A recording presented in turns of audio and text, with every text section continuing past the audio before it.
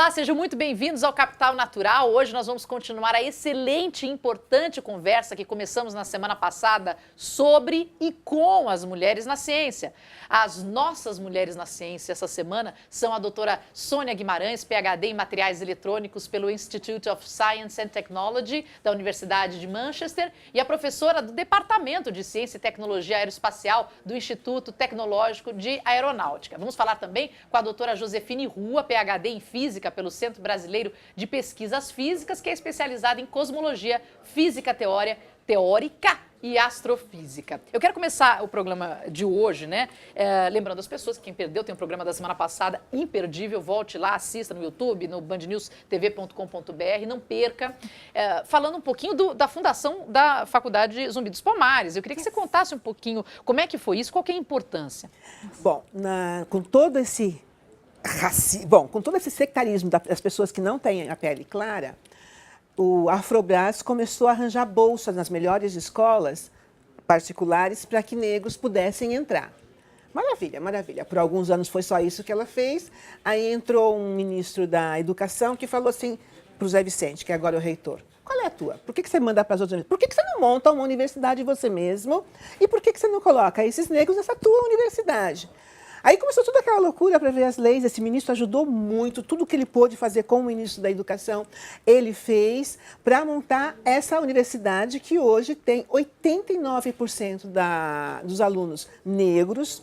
As empresas vão lá buscar esses alunos para trabalhar para os bancos, que os bancos também é um lugar que tem pouco negro. Os bancos vão pegar alunos que nem se formaram ainda em direito, administração, para levar para o banco, para formar, né, esse restinho até eles se formarem e depois contratá-los já. Vão lá pegar como estágio, depois contratá-los como funcionários. Muitos, inclusive bancos internacionais. A universidade já está com quanto tempo, Sônia?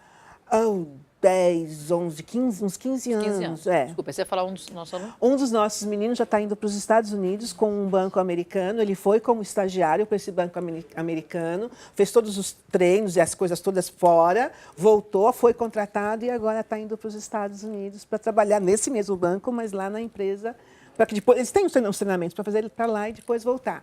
Quer dizer, essa escola abre oportunidade para aqueles que são sempre os que não têm essa oportunidade e abre de uma forma assim escancarada, porque o pessoal vai buscar os meninos lá para trabalhar para eles.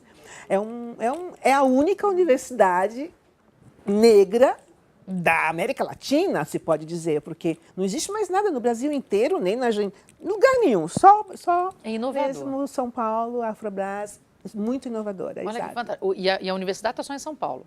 Só em São Paulo. Tá. Existe um instituto tentando fazer alguma coisa parecida na Bahia, mas eles estão ainda construindo o prédio, eles conseguiram o prédio e tudo mais, mas aparentemente o objetivo deles vai ser esse num futuro não sei quanto tempo, mas no momento só a Afrobras, só a Unipalmares, Universidade Zumbi dos Palmares que é negra no Brasil. Eu queria a opinião de vocês duas com relação a essas ações afirmativas, né, essas políticas mais afirmativas com cotas. Então, quando se fala dos negros, a gente já discute bastante a questão das cotas para os negros, e também seria interessante, talvez, para mulheres?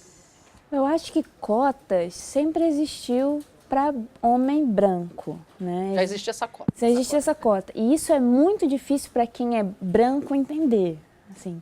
Então, eu acho que toda a cota no sentido de fazer equidade, trazer equidade, porque é diferente de igualdade, né? Equidade, você dá as mesmas oportunidades para que você alcance o quão alto está o outro, né? Então, eu acho que seria super importante. Claro, como deve ser feito, principalmente na questão das mulheres na ciência, a gente tem poucas mulheres, então como é que você vai colocá-las? O que acontece muito, por exemplo, na Europa e nos Estados Unidos, é que você assume uma cota das mulheres que vão estar nos conselhos e em outras questões administrativas e você coloca mais trabalho para cima delas, né? Então, elas ficam sobrecarregadas porque elas têm que estar nas representações, porque em cada reunião tem que ter uma cota X e por aí vai. Então, esse tipo de coisa tem que ser pensada, mas eu sou completamente a favor que você, principalmente no Brasil, a questão racial e a questão de gênero são muito graves. Então... E para você, Sônia? Quando acabou a escravidão, os negros foram abandonados, jogados na rua. E aqueles que não conseguiam emprego eram presos por vagabundagem, daí iam trabalhar de novo de graça porque eram criminosos. As escolas só receberiam negros quando havia escravidão. Não era para receber os negros. Quando acabou a escravidão, somente se houvesse vaga. Isso há 130 anos atrás. Se você for olhar agora, é a mesma coisa que está acontecendo. Porque as escolas que os negros podem ir, que são as escolas públicas, são as que têm a pior qualidade de ensino. As escolas técnicas, que são as melhores, têm poucos negros. Daí, se você faz um primário, fundamental, médio, ruim, quais as possibilidades que você tem para entrar numa escola de graça? De novo, não está entrando negro. Aí depois, para conseguir chegar em qualquer outra posição, as oportunidades só vão sendo cortadas, porque a pessoa não teria condições. Se você usar as cotas, você não está dando de presente essas condições. Você está fazendo justiça. Porque a coisa já aconteceu há 130 anos atrás. As pessoas foram sectarizadas e impossibilitadas de chegar a um certo nível. A única coisa que você está fazendo agora com as cotas e as ações afirmativas é dar aquelas condições que não lhes foram dadas há 130 anos atrás. Como diz uma certa pessoa, eu não os escravizei, mas qualquer branco que tenha alguma fortuna hoje teve um escravozinho, alguma pessoa da cor não branca trabalhando para ele em condições péssimas de trabalho, de escola, de tudo. Agora, essa pessoa está querendo essa justiça hoje. Ela está querendo isso há muitos anos. Só que nunca nem foi dada a oportunidade de falar. Agora tem que ser assim, porque se você sectariza metade da população, você impede que metade de um país se desenvolva. Portanto, ele só vai desenvolver pela metade. Se você der essa oportunidade a todos, o país vai desenvolver como um todo. É que a minha vontade era restartar o botão. Vamos começar todo mundo de novo? Então, fizemos errado. Fizemos errado com todo mundo. Todo mundo vai ter a mesma qualidade de educação, vai ter as mesmas oportunidades, a mesma alimentação. E vamos chegar lá porque cada um vai ser bom numa área, cada um vai chegar ali. Mas não porque uma coisa, porque é duro isso, né? É uma batalha que deveria existir a meritocracia no trabalho, não sei o que, não sei o que. Lá, e cada um tem as suas competências. A gente pode coexistir, todo mundo feliz e contente, mas isso no meu mundo interno, talvez. Utopia. Utopia, que coisa chata, mas o mundo real ele tem essas dificuldades. Agora, você começou a tocar numa área que eu queria chegar, que é o comparativo, né? Não necessariamente qualquer país fora daqui é melhor do que aqui, mas eu queria fazer um comparativo para as mulheres na ciência. Quer dizer, existe um estímulo maior facilidade? Onde estamos em maior peso no mundo? Não. Não para qual? Não tem. Todas as mulheres vão sofrer. Nasceu na Holanda, que eu sempre boto como referência. Nossa, eu fui num congresso no International Center of Theoretical Physics na Itália, em Trieste, o ICTP. E foi um congresso voltado para o desenvolvimento de carreira de mulheres físicas. Então, eram mulheres do mundo todo, foi uma coisa linda, inacreditável, gente da Nigéria, do Irã, do Brasil, da Argentina, do Canadá, da Alemanha. E a fala era, infelizmente, uma desgraça total e generalizada. Foi horrível nesse sentido, porque em todos os lugares são ruins. E se você for olhar as estatísticas da Unesco, os países mais desenvolvidos, Estados Unidos, França, Japão, por exemplo, Japão é terrível. O Japão tem uma notícia recente que eu quero comentar daqui a pouco, mas a gente chega lá.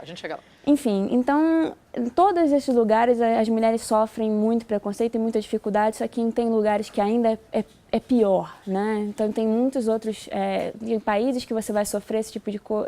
Por exemplo, aqui a gente consegue manejar algumas coisas, que na França vai ser um pouquinho melhor, mas em compensação na Nigéria vai sofrer, por exemplo, pressão de que a mulher tem que casar. No Paquistão, você vai também coisas do tipo, se ela é doutora em física, eu tenho uma amiga, ela é doutora em física, então o noivo abandonou ela porque ele não podia casar com uma mulher que era melhor que ele. Então, o problema é generalizado, assim, e o máximo que você pode fazer como cientista é, se solidarizar com o sofrimento da outra, porque você sabe do que ela está falando, mas pode ser pior ou um pouco mais suave do que o seu problema. É que dependendo da cultura nesse caso é ainda pior, mas espera só um pouquinho, porque a Sônia, eu quero a sua opinião, mas daqui a pouco a gente vai fazer uma pausa no Capital Natural, volto já já.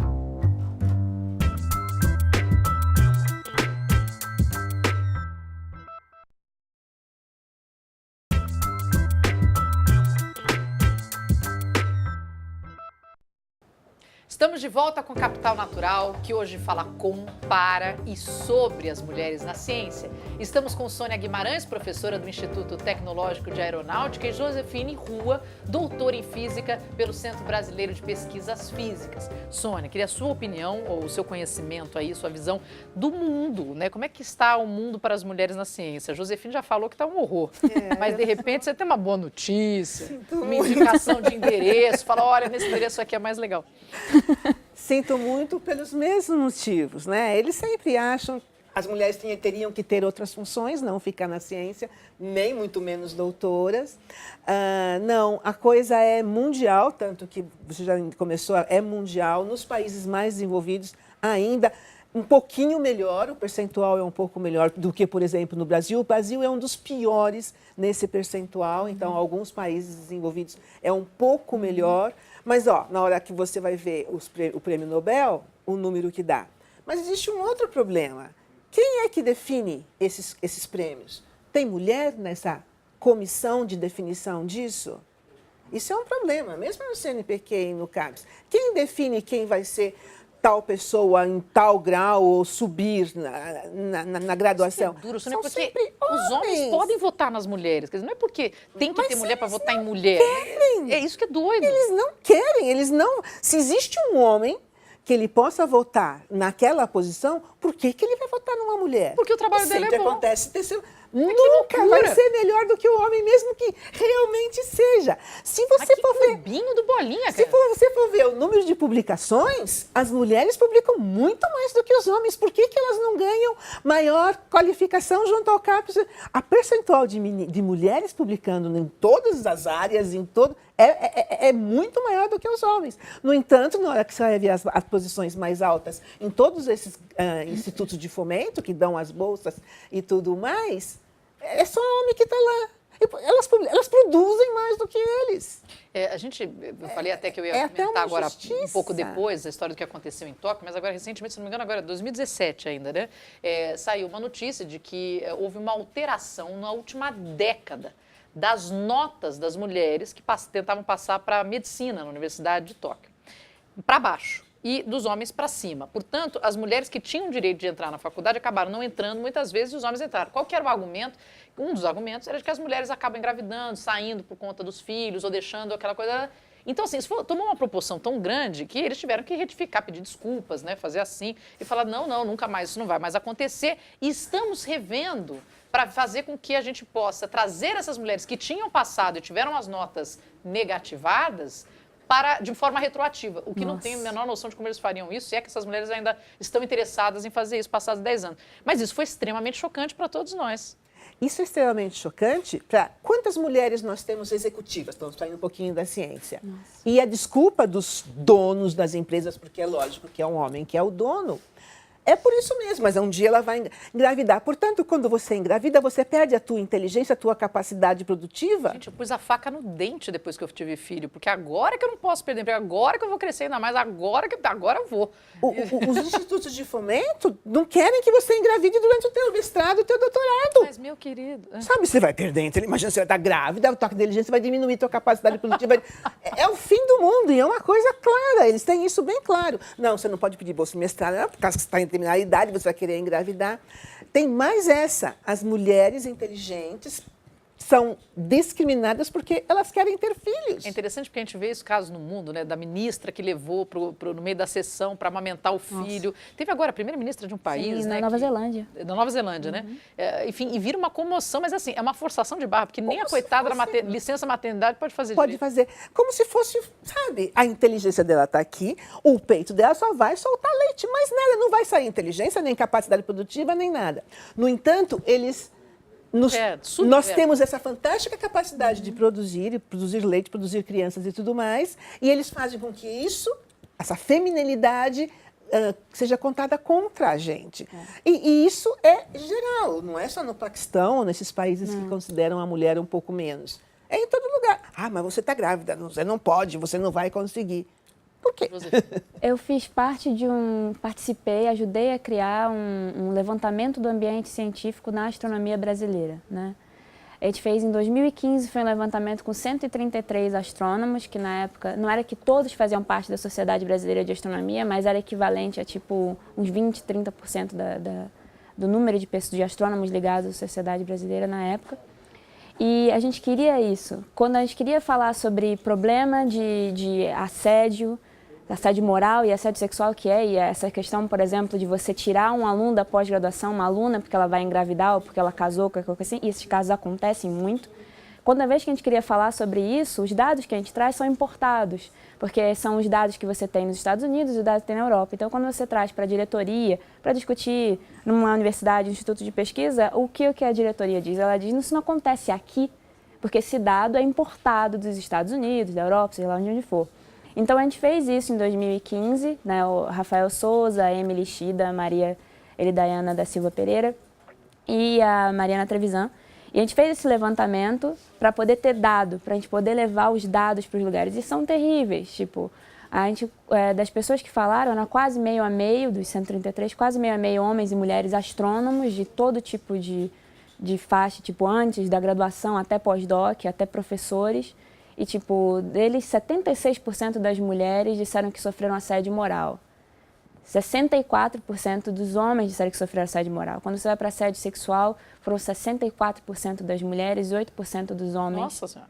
Das pós-doutorandas, especificamente, 44% sofreram assédio sexual. Caramba! E aí, quando a gente levou os dados para dizer, bom, agora a gente pode discutir, aí começa a descredibilizar, dizer, tudo bem, então isso existe aqui, mas não existe na minha instituição. Você diz, não, eu tenho, assim, dados, pessoas que vieram e contaram que o professor, o orientador ou orientadora pediu, olha, você não vai trabalhar mais comigo porque você ficou grávida, né? Ou então o professor, ou então já supervisor de pós, a gente tem depoimentos de supervisor de pós-doutorado que começou a perseguir a aluna porque ela não se sentia bem com ele dizendo coisas do tipo, eu não posso me concentrar na sua frente porque eu penso em sexo quando estou com você. Você tá brincando? Não, a situação é grave, é grave. E a gente não poder falar sobre isso, e quando leva os dados e ainda não pode falar sobre isso, aí você começa num processo, ao contrário, de descredibilizar a pesquisa, né, como foi feita. Imagina, dessas pessoas que eu falei, eu acho que 2 delas somos todos astrônomos, por isso que a gente fez, né, na astronomia, e 2 ou 3 são estatísticos, trabalham com estatística de galáxias e coisas assim, é claro que sabe fazer.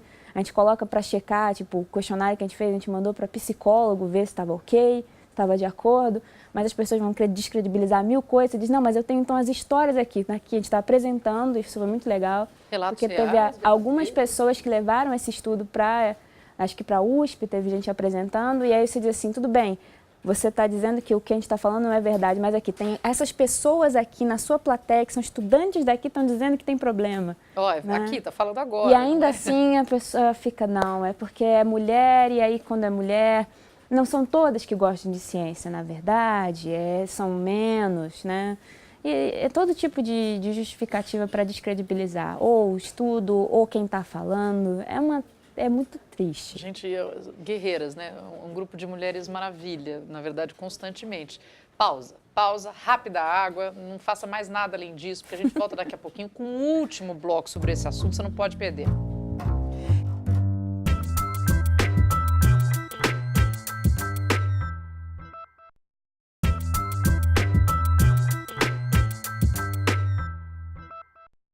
Estamos de volta com Capital Natural delicioso, que hoje fala com, para e sobre as mulheres na ciência. Mas se você for homem, por favor, fique com a gente também.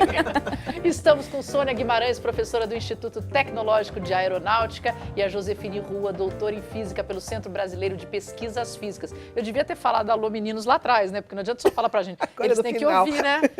Falar lá do começo. Eu queria falar pra vocês, eu não conhecia essa iniciativa também, da Meninas com Ciência. Vocês conheciam isso? Recebi agora no Face. Interessante. É uma chamada para meninas de 10 a 14 anos que se interessam pelo tema, para um ciclo gratuito de cursos em várias disciplinas, com a proposta de inspirar meninas através da ciência. que vocês acham disso? Lindo. Maravilhoso. Tomara que eles consigam convencer bastante 10 meninas. a 14 anos, quer dizer, uma idade super gostosa de pegar e incentivar. E que os parentes, né, o pai, mãe, vô, quem cuida dessa criança, permita, porque vai que ela goste, queira fazer e alguém na família diga não, falar para esse pessoal ir lá na família e tentar convencer as pessoas, porque a ideia... Eu faço parte do Elas nas Exatas, que também é uma coisa meio parecida, para convencer as meninas. E estão fazendo... Elas nas Exatas é o Brasil inteiro, fazem filmes, vão nas escolas, conversa-se com as meninas. Existe a possibilidade também de conversar com os pais, porque alguns dos eventos também têm os pais. E o resultado é maravilhoso. Já falei com uma menina que fez assim para mim, até o ano que vem no ITA. E ela vai fazer o vestibular agora no final do ano. Que legal! Ô, Josefine, interessante, né? Sensacional. Mirar para esse público, que é um público que muito precisa de um incentivo. No Rio de Janeiro, a gente tem pesquisadoras na UFRJ, que tem uma iniciativa que eu acho linda, que é Tem Menina no Circuito. Então, elas fazem todo tipo de circuitos elétricos, com LEDs e coisa assim, mas aí faz com massinha, faz com papel machê, faz um monte de coisas. Então, quem estiver no Rio, assim, aproveita e fica ligado no Tem Menina no Circuito, que é bem legal. Então vamos lá entender melhor essa iniciativa do projeto Mulheres com Ciência, conversando com uma de suas organizadoras.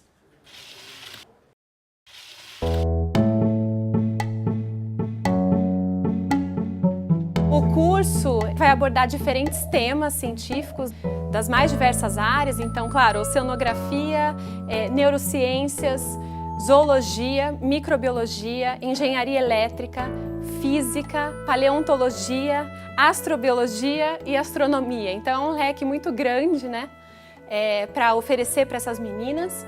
E cada período vai corresponder a uma grande área. Nós temos uma infraestrutura muito boa para proporcionar isso, e isso, claro, devido ao Instituto Oceanográfico e ao apoio da Universidade de São Paulo. Com um museu, com um banco de microalgas, com laboratórios didáticos, com a esfera. Haverá atividades teóricas, né? Então, com a palestra da especialista, da professora, e também haverá a parte prática em laboratório ou em formato de oficinas. Bom, as inscrições serão de 10 de setembro a 10 de outubro. Serão realizadas pelo site, então no endereço meninasconscienciausp.com.br. Os principais critérios são estar entre o 5º e 9º ano do ensino fundamental. Nós reservamos 50% das vagas para escolas públicas e 50% para escolas particulares, para que haja um equilíbrio de oportunidades. Eu imagino, assim, com esse curso, Meninas com Ciência, 2ª edição São Paulo, inspirar meninas, né, a seguirem ou para carreira científica ou mostrar para elas que a mulher pode ocupar o espaço que ela desejar, independente das pedras no caminho. Inserir mais meninas nessas áreas STEM, né, ciência, tecnologia, engenharia e matemática, que é conhecidamente carente da presença feminina. Humanizar a figura de uma cientista e que essa semente da importância da ciência para o desenvolvimento do país seja plantado na cabecinha dessas meninas e que elas possam replicar isso no seu dia a dia, em casa ou na escola.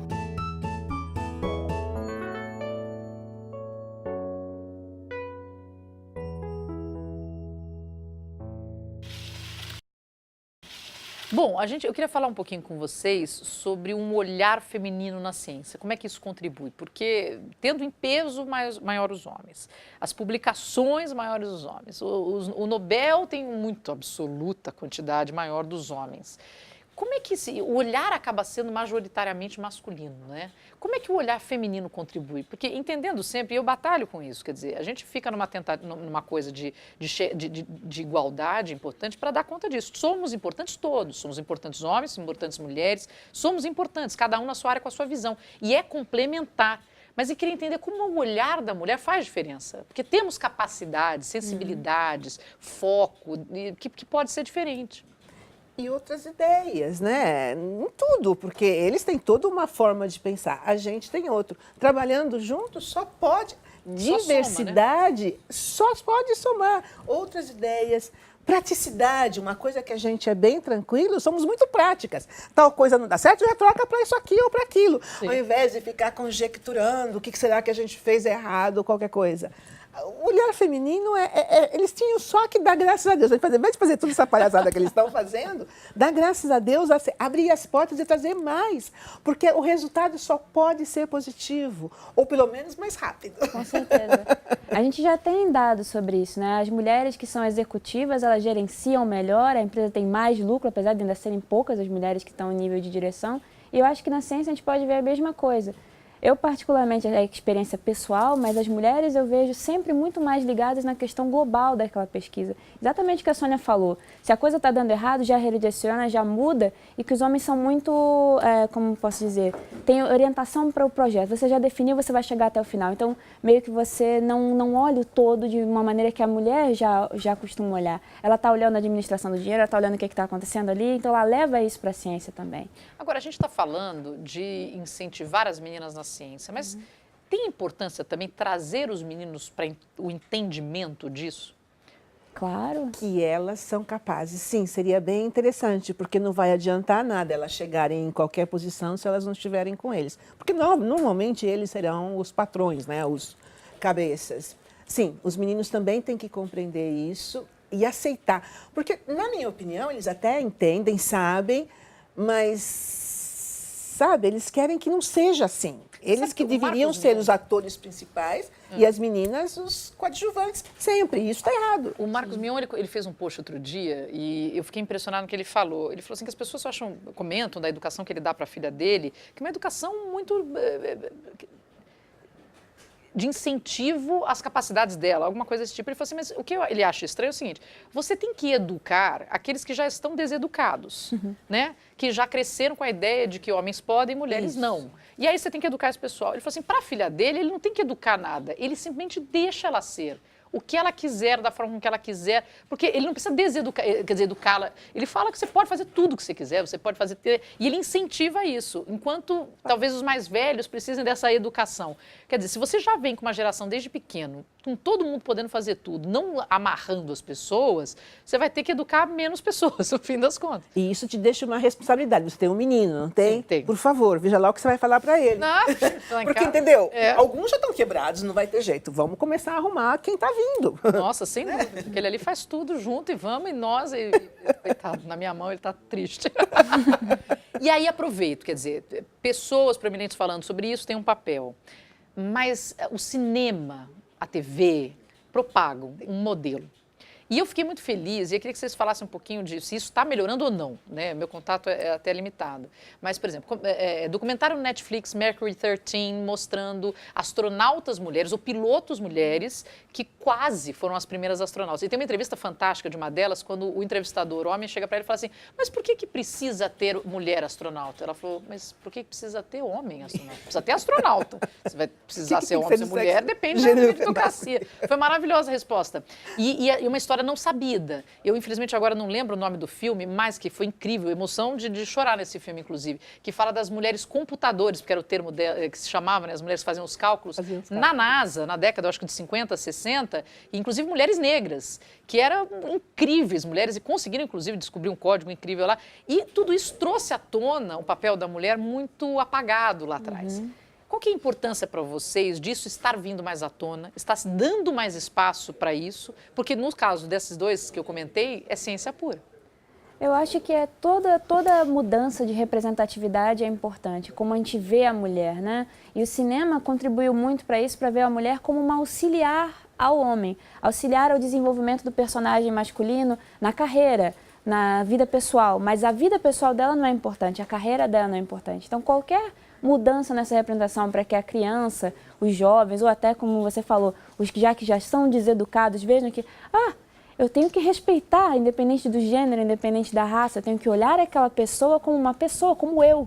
Então você vai respeitar o indivíduo e vai respeitar a intelectualidade, por exemplo. Tem muita gente que eu vejo que não cresce o suficiente porque o casal ainda se porta muito assim. Você vai apoiar o seu marido porque é a carreira do seu marido e ele, na verdade, está buscando uma companheira que seja um auxílio para que ele, né, siga, né? Olha, só para falar, o pessoal aqui viu que é Estrelas Além do Tempo, é isso? A Estrelas Além do Tempo. Estrelas Além do Tempo. Vale a dica para você que não assiste. Isso é um filme belíssimo, vale a pena. Sônia. Sobre essas Estrelas Além do Tempo, tá errado, viu? São figuras escondidas que eu traduziria, porque realmente ninguém nunca soube dessas mulheres. Nunca. Que não eram só as 3 do filme, eram mais, eram 26, um 32. Departamento inteiro. Um departamento inteiro. Um livro saiu e apareceu e alguém fez o filme. E o que acontece agora com as menininhas negras? Eu quero fazer computação, eu quero... você não vai conseguir, é muito difícil, você é negra, não tem pessoa... não tem pessoas negras fazendo isso. Tem sim, naquele filme apareceu. Ou então, como eles... a Sônia é física. Tem sim. É a coisa mais importante, porque quando alguém te dizer, não faz não, que é muito difícil, você não vai conseguir. Não, mas se a Sônia conseguiu, eu consigo também. Fim. Representatividade é tudo. Eu queria lembrar exatamente a frase do Mahatma Gandhi, e eu não vou lembrar, mas ia algo desse tipo. Eles vão rir de você, eles vão jogar contra você, não foi isso que ele disse? Ele falou assim, eles vão lutar contra você e no final você vence.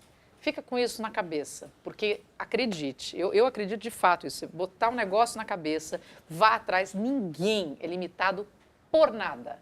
Se você for atrás, o caminho está ali, é possível. E é curioso, porque quem tem esse norte acaba encontrando as facilidades, né? Tem organizações que estão ajudando as mulheres, tem organizações ajudando, quer dizer, ajudando não é a palavra, é horrível, né? Incentivando, apoiando. Promovendo, palavra horrorosa que eu resolvi, né? E saiu, né?